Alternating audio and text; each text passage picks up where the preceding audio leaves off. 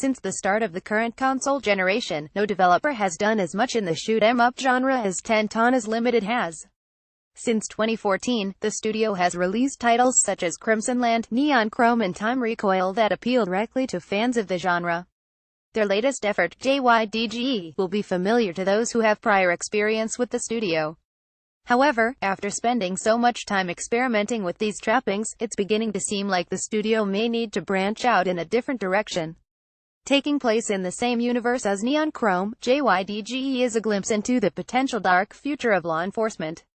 The megacity of Edinburgh has been beset by a crime wave of nearly unprecedented nature. With standard police operations not providing a good enough solutions, the city turns to the controversial Jydge program to bring peace back to the city. As one of the titular beings, you're tasked with taking down a massive criminal operation that has connections to everything from kidnapping to drug dealing. Storytelling has never been Tentana's strong suit, and Jydge is no different. It's basically a clever take on the iconic Judge Dredd, but minus any of the satire or personality of that series. It's a straightforward tale about taking out criminal trash, which stinks because I think there is a decent story to be told about the potential overreach of law enforcement in the future. There's hints about this dropped over the course of the game, but never anything that is really developed or drawn out. Maybe I was just expecting too much from my over-the-top shooters, but not capitalizing on this story thread is a major mistake in my opinion. Tentana describes Jydge as a rogue hate shooter, which is nothing if not unique. Well, I'm not entirely sure what that means. I would wager that it means that the title is not interested in adhering to recently popular roguelike mechanics. So, while its companion shooter Neon Chrome may have embraced that genre, this is a more traditional twin-stick shooter. Instead of constantly changing things up with each new run, the game instead features 16 levels with 12 optional goals available for each one. Each level originally only offers 3 goals, but as you beat them and progress through the campaign, additional challenges will open up. Although the variety of goals featured in the game may not be great, I liked the fact that there were different ways of approaching the same mission. For example, one stage may require you to rescue a group of hostages from a pack of thugs. Depending on what the level calls for, you could just barge right in and start mowing down enemies. However, in order to 100% the mission, you could potentially be tasked with saving the hostages without being seen by any enemy. With the parameters of the mission changed, you may have to modify the abilities of your character, as well as find a different weapon to use. Besides providing that wonderful feeling of success, completing these optional side missions also grants you access to new abilities and weapons. Each successful completion gives you 1 gold point, and the more of these you have, the more tools you can purchase. These abilities come in 4 different varieties: modifiers for the Jydge, new regular weapons, modifiers for your weapon and special weapons. You can equip up to 4 different modifiers at a time for your character, and making the correct loadout is crucial to mission success. If you want stealth, you'll probably want to equip the ability that makes you invisible when stationary. However, if you need to survive a firefight, you'll probably want to max out your health and armor with secondary upgrades. There are literally millions of unique combinations at your disposal, so feel free to go hog wild with the modifiers. There's less variety in the amount of weapons you are given, but still a more than expected amount. Your weapon, dubbed the gavel, can be modified with a series of different stock options. There's the traditional shotgun and machine gun fire, as well as less traditional augments such as pulse rifle and laser beam. Again, much like the abilities your character can be embedded with, what weapon you choose will largely depend on the mission type or your style of play. I wouldn't have minded if there were a few more absurd weapons thrown into the mix, but there's still a good amount of firearm variety here. You can also modify your weapon with a few different attachments, similar to how the character can be. The ability to turn your shotgun into a long-distance destroyer, or your machine gun into a wall-cratering instrument of destruction is just a few tweaks away. Special weapons pack a more powerful punch but are limited in supply. While you can equip and upgrade that boosts your stock of these items, you still need to be frugal with how you use them. When you do use them, though, they are capable of turning the tide of battle completely. I typically stuck with the rocket launcher, which is the first one you get, but additional ones such as slow-moving burst of energy or tiny robotic spiders were necessary for certain missions. Be warned though, anything that does cause an explosion could potentially kill you. I learned this the hard way more than once. Mission completion plays a role in more than just item unlocking, for better or worse. Similar to how acquiring new abilities works, you need to get a certain amount of gold points before you can progress to the next mission. For the earlier portions of the game this is fine, as you can meet the goal by sticking to the core missions. However, once you hit the back half of the game, you'll need to grind out the optional challenges for most of the levels in order to progress.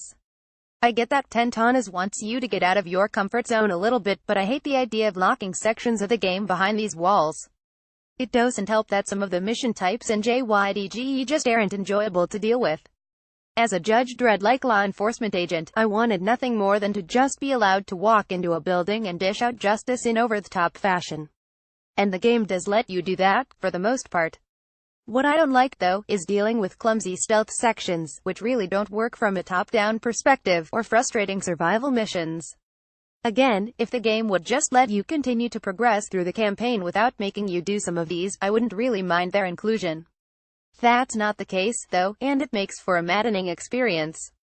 As a spin-off of Neon Chrome, it was expected that Jydge would feature a similar cyberpunk aesthetic. What I wasn't really expecting, though, was the fact that the two look almost identical. It's very clear that Tentonas used a lot of the same assets from that game for this one. There are certain sections of this game that are unique to it, but it's still disheartening to see just how much was reused. The kicker here is that Neon Chrome didn't look great back when it was first released, and it doesn't look better now. The levels are bland, and often obscured by darkness, while the enemy designs are basic and unmemorable.